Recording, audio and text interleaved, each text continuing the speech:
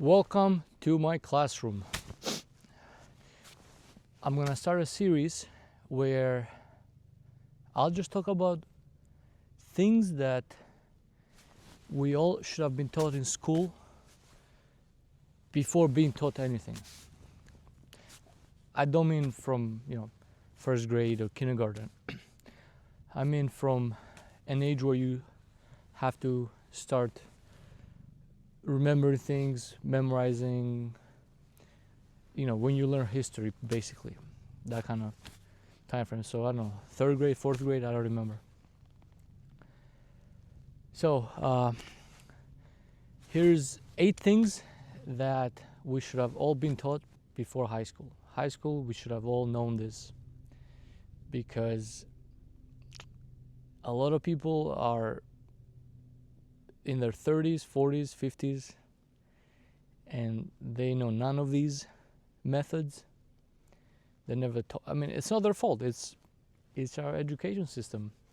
Number 1, preview. What do I mean by that? You pick up a new book, go through the headings, the chapter names, read a little summary. I'm assuming you've already read that, obviously, if you're buying a book. But if it's a school book, read the sections, what you're going to be going through from beginning to end.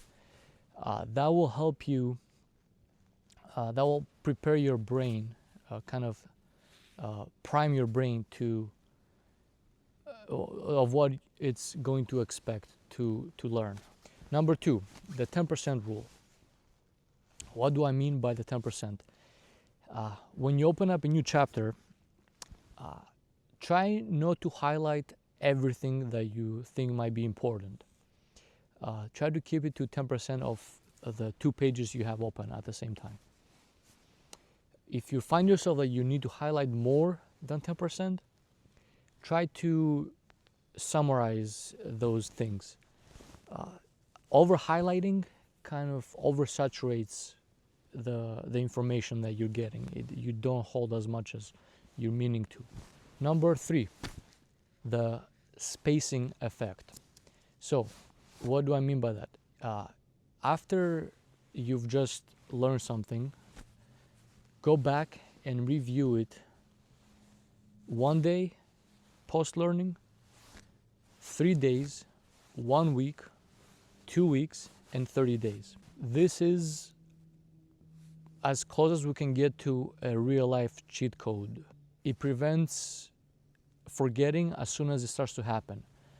So after you learn something, the next morning, when you go back to review it, you won't remember everything. So you go back and review that. Then you do that 3 days later, and then a week. This prevents your brain from forgetting. As soon as you start to forget, you open it up, you open back up what you just learned, what you were learning, and review it. This is infinitely better than reading something, trying to learn it, going through it 100 times in a week. You're better off giving yourself that space in between the reviews than just doing it straight through. Number 4, testing yourself.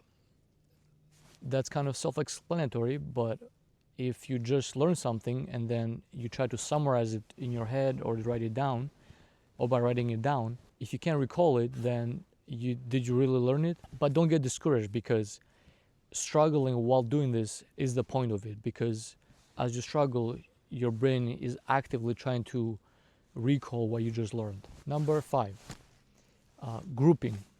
So let's say, for example, you're going through a chapter in a history lesson, and you have 10, 15 dates that you might need to remember. The best way to go about this is to try and find something in common between those dates. Let's say, for example, it's about historical movements. Try to remember the movement names that are associated with those dates, rather than the specific dates themselves. Grouping them allows you to kind of chunk those days together in your head as a one memory. Number 6, this is a mixing of subjects. So, for example, say you're learning something in math, and math is usually hard for you. What's really helpful is taking a different subject, let's just say ancient history, and read that between your studying of math. This interweaving of the two subjects helps build dimension in your brain as you're learning the two subjects, and dimension helps with retention.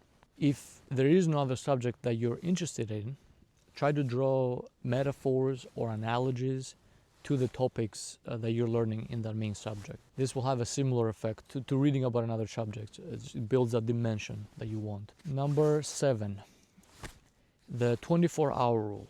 This is similar to the spacing effect in that you go back and try to review what you just learned. But I'm going to give you an example of how you should do this. So let's say you come across a TikTok and it has some really good advice that you want to save. So you save it to your collection, and then 24 hours after that, when you first found it, instead of just saving it there, leaving it be and kind of forgetting about it, which is what most people tend to do, we have this huge collection libraries of videos that we never go back and watch. At least that used to be true for me. After 24 hours of finding that video and saving it, be prepared to go back and watch it. But before you actually watch it, try to recall what the video was about, what the topic of the video was, what you might have learned from it. Try to summarize the video, and then you can go ahead and watch it. And then number 8. Number 8 is pausing. You're reading through a book, you love it, take a break. Just pause between a page, between a paragraph, just for a few seconds, a minute maybe. Allow your brain to absorb what you were just reading through. Even better, if you have the time and if you want to, try to recall what you just read. Your ability to reconstruct what you're reading through and what you're learning is more important than just devouring knowledge. So yeah, I hope that made sense. I think I'm gonna like doing this series of finding things that we all should have learned in school, or just in general as kids before becoming adults. Whether that's how to learn, just like I just did in this video, or just other things like taxes, finances. I'm not a tax expert, I'm not a finance expert, but in this day and age, no one really is an expert of anything on the internet. It's very rare to find those type of content. So yeah, whatever I find, hopefully it'll be interesting to you, and hopefully you get some value out of it. Yeah, thanks for watching, and goodbye. Let's go back to the deep. So deep in here. Look at this. Up to my knee.